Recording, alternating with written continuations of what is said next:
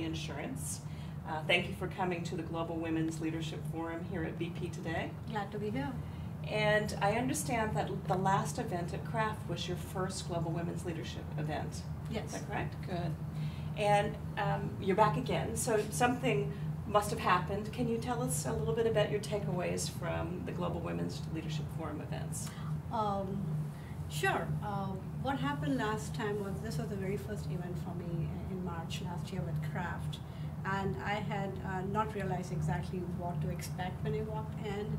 And I was very, very pleasantly surprised and very, very excited to see what was really happening with how the input I got about how to build up the business resource groups, especially the women's networks within the organization, because the American Family, where I work at, has these business resource groups. So the takeaways for us were, as a group, we realized that we are actually further ahead of the curve as far as business resource groups and women's networks go, where some companies start off with employee resource groups and then try to add the business value to that. We started off as business resource groups, and now we are hearing from our members that they would like to be affinity groups also. So we are sort of trying to say, you can have affinity groups, however, we need to see how do you add value to the business ultimately through the affinity groups. So that was from a professional takeaway. From a personal takeaway, I was really impressed with the organization. I'm impressed with Maureen and Rita, and there's so much energy in this particular organization, and I just felt totally energized. And as I and my coworker were driving back, the one thought we discussed is, we need to be there for each other, you know, even in the organization. It's not just as friends, but even as professional support. We should be supporting each other in whatever we do. And we continue to do that. Even a couple of weeks ago, she stopped by, she said, I have an idea, I want to run past you. I'm sort of thinking about it, and we sort of chatted about it, coached each other literally, and mentored each other without really feeling that coaches, but more as we are peers. That's a lot of takeaway for a one-day event. Kim, I think you have some questions. Yeah, sure. So Sarah, what value, I know that you said that you also lead the women's groups at American Family Insurance. What value have you brought back from learning things from the forum that you took back to the groups there?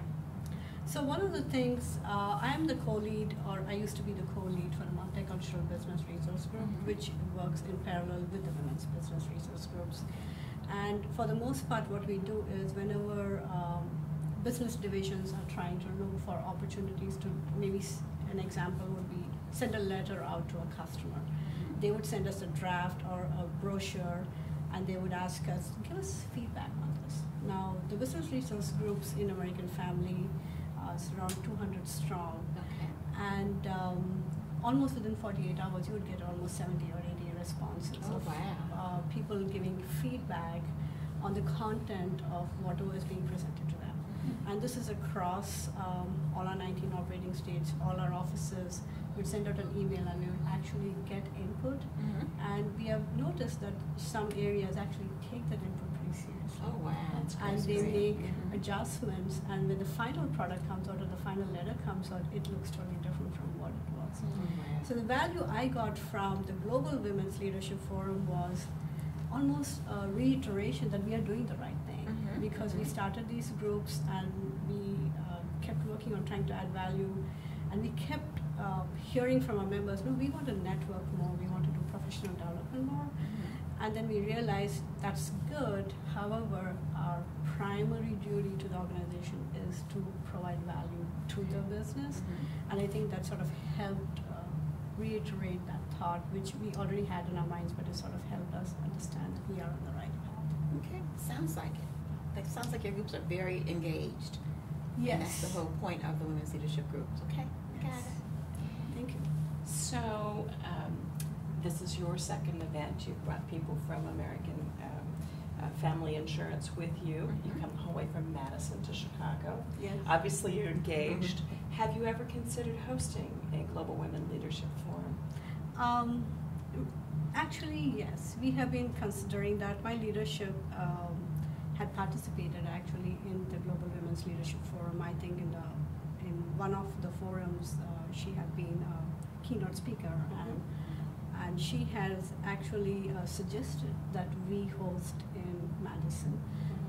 We've been talking to Rita and Maureen about that possibility, and I'm working with my leaders to get the necessary approvals, and I'm hoping something happens.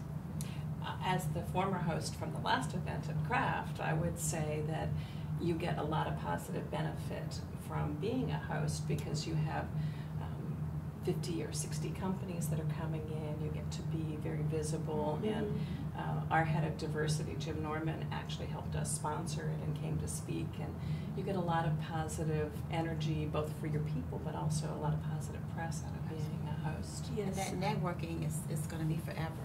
You know, once you make those connections at these forums, you'll always have those connections going forward, so that's definitely a benefit. And that's really a good point, because the one thing which I forgot to mention about our business resource groups is we do look at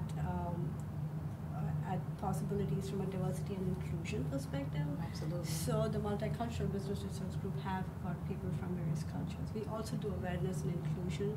So we have sort of merged diversity and inclusion and business resource groups in the last year, and that's been really effective because we have had cultural history days where people have showcased their cultures and food and potlucks and things like that. So it's been really effective. But however, we keep going back to what is our primary duty to the organization, which is we need to be adding value to the business, and we keep looking for those opportunities.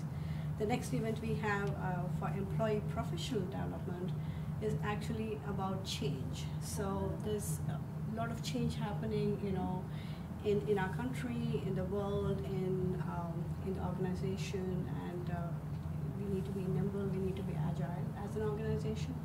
And so in order to assist employees to adapt to change, we are actually having a panel discussion with like 6 employees who are going to be, the theme of the panel is adapting to change an employee perspective.